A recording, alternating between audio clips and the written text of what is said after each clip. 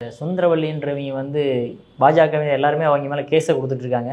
அதாவது இந்த கேஸுக்கே சார் சொல்லுங்க. அதான் சார் அவங்க மேலே கேஸ் கொடுத்துட்ருக்காங்க. அதாவது இந்த மாதிரி பாஜகவினர் தான் வந்து இராணுவத்தை சொல்லி இவங்க இது பண்ணிட்டாங்க அப்படின்ற மாதிரி இராணுவ வீரர்களையும் கொச்சைப்படுத்தி பேசுகிற விஷயமா பார்க்கப்படுது. நீங்கள் எப்படி பார்க்குறீங்க?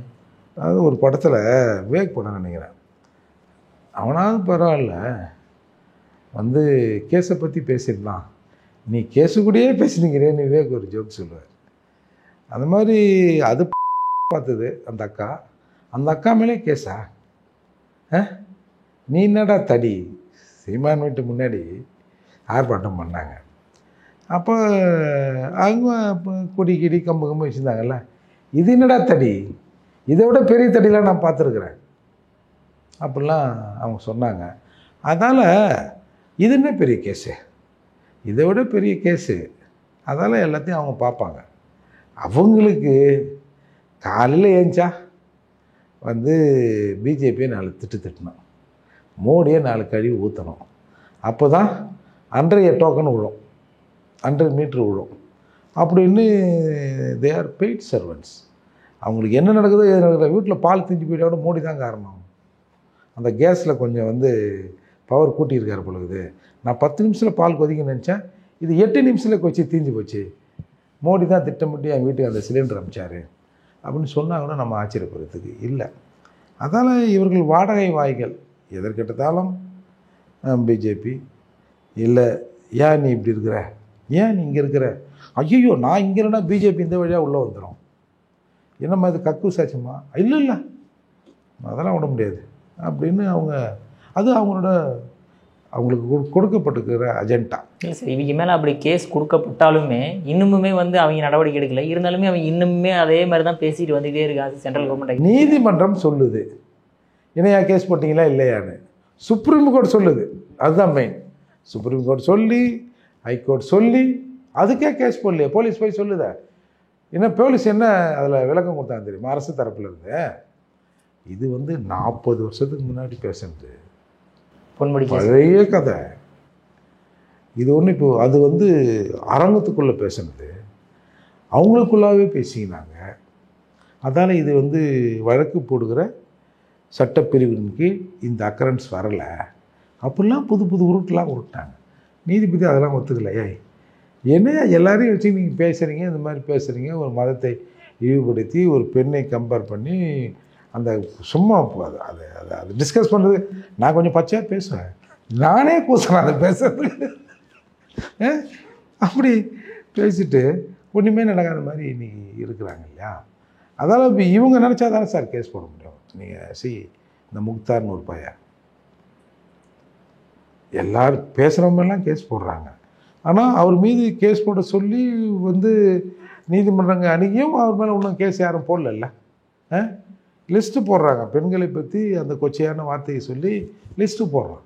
இப்போ இவனுங்க நம்ம நாட்டில் பல பேருக்கு வேலையை யார் எங்கே போகிறா, எத்தனை மணிக்கு இன் ஆகிறாங்க, எத்தனை மணிக்கு அவுட் ஆகிறாங்க, வெளியில் வராங்க அப்படின்னு பார்க்குறதுக்கு பல பேர் வந்து இன்றைக்கி திராவிடம் வந்து ரெடி பண்ணி வச்சுருக்காங்க. முன்னாடி கூட்டியும் கொடுப்போம் காட்டியும் கொடுப்போம் அப்படிலாம் சொல்லுவாங்க.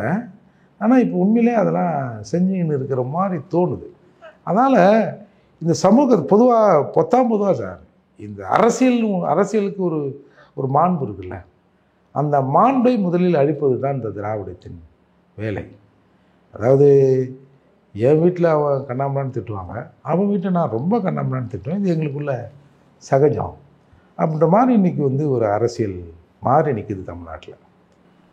ஆனால் இப்போ சீமான் அவர்கள்ட்ட போய் இதே கேள்வி கேட்கும்போது அவர் என்ன சொல்கிறார் அப்படின்னு பார்த்தீங்கன்னா, இது இன்டெலிஜென்ஸ் ஃபெயிலியர் தானே சொல்லி ஆகணும், முதல்ல வந்து காவலாளியாக நீ வந்து ஊடுருவி வரத்துக்கு முன்னாடி நீ தடுத்து நிறுத்திருக்கணும்ல அப்படின்ற மாதிரி அவர் ஒரு வார்த்தையை சொல்கிறாரு சார். இல்லை, நம்ம அதில் மாற்று கருத்துலாம் இல்லை சார். அதாவது உளவு நிறுவனங்கள் இருக்குது, அவங்களோட வேலை வந்து இதை ஸ்மெல் பண்ணுறது தான். இதை முன்கூட்டியே அவங்க அறிஞ்சிருக்கணும். இப்போ நீங்கள் வந்து கல்லன் பெருசா காப்பான் பெருசானா கல்லன் தான் பெருசு, காப்பான் கொஞ்சம் கம்மி தான். எல்லா ஊர்களையும் அப்படி தான். அப்படி இருக்கும்போது இப்போ வேணுன்னே இப்போ உளவுத்துறை விட்டுருக்குமா? நான் உளவுத்துறையோட கவனக்குறைவு இல்லை அவங்களோட ஃபெயிலியர் கூட நீங்கள் சொல்லுங்கள்.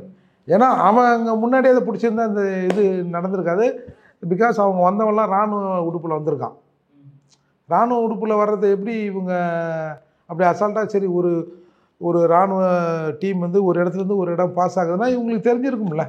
அதெல்லாம் கண்காணிக்கிறது தானே உளவு பிரிவு. அதெல்லாம் அதில் ஏதோ ஒரு சின்ன தவறு நடந்திருக்குது என்பதில் யாருக்கும் மாற்று கருத்தே இல்லை.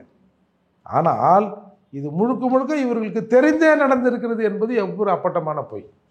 ஒரு நாடு தெரிந்தே தன் நாட்டில் குண்டு வெடிப்பை நடத்துமா? எப்படி நடத்தும்? எப்படி இந்த மாதிரி துப்பாக்கி சூடு நடத்தும்? ஆக நீங்கள் காங்கிரஸ் கவர்மெண்ட்டில் கிட்டத்தட்ட ஒரு 50-60 முறை இந்த மாதிரியான சம்பவங்கள் நடந்திருக்கு. இப்போ மோடி அவர்கள் ஆட்சியில் 2 தடவை, ஒன்று அந்த அமர்நாத் யாத்திரைக்கு போனவங்க ஒரு 6-7 பேரை வந்து சுட்டு கொண்டாங்க. அதுக்கப்புறம் அந்த குண்டு வெடிப்பு சம்பவம் 40 இராணுவ வீரர்கள் இழப்பு புல்வாமா. வேறு ஒன்றும் பெருசாக நடக்கலைன்னா அப்போ இவ்வளவு நாள் இன்டெலிஜென்ட் ஒழுங்காக தான் இருந்திருக்குது. ஏதோ ஒரு சின்ன ஒரு மிஸ்டேக் நடந்திருக்கலாம், ஒரு ஜாக்கிரதை இருந்திருக்கலாம். அதுக்கு நம்ம ஒட்டுமொத்தமாக சரி இப்போ கலைச்சிட்டு வேறு அமெரிக்காவிலேருந்து ஒரு ஐஎஸ், அது அமெரிக்காவிலேருந்து ஐஎஸ் சிஐஏவா, சிஐஏ கொண்டாந்து விட்டுடலாமா? விட்டுட்டு எல்லா கண்ட்ரோல் அங்கே வச்சுக்கலாமா? தமிழ்நாட்டு இந்தியாவில் இருக்கிற உளவுத்துறை ஃபெயிலியர் ஆகி போச்சு, அமெரிக்காவிலேருந்து கொண்டாந்து இருக்கிறோம். சுப்பிரமணிய சாமி சொல்லிட்டாராம். இதில் சுப்பிரமணிய சாமி இது செஞ்சதாக கூட இருக்கலாம் அப்படின்னு சொல்லிட்டாராம். நேற்று வரைக்கும் சுப்பிரமணிய சாமி ஆர்எஸ்எஸ்காரன், அவன் அமெரிக்க உளவாளி அப்படிலாம் இங்கே பேசிட்டு அந்த ஆள் சொன்னதை ஆமாம் அவர் சுப்பிரமணிய சாமி சொன்னது கரெக்டு தான் அப்படின்னு திருமாவளவனே சொல்கிறார். ஒரு காவல்துறை அதிகாரி, உளவு நிறுவனங்களில் பணிபுரிந்த ஒரு அதிகாரி, ஒரு உளவாளி இப்படி சொல்லலாமா? போலீஸ் ஸ்பை இப்படி சொல்லலாமா? அவரே சொல்கிறாருன்னா அப்போ அரசியல் காழ்ப்புணர்ச்சி தானே இது.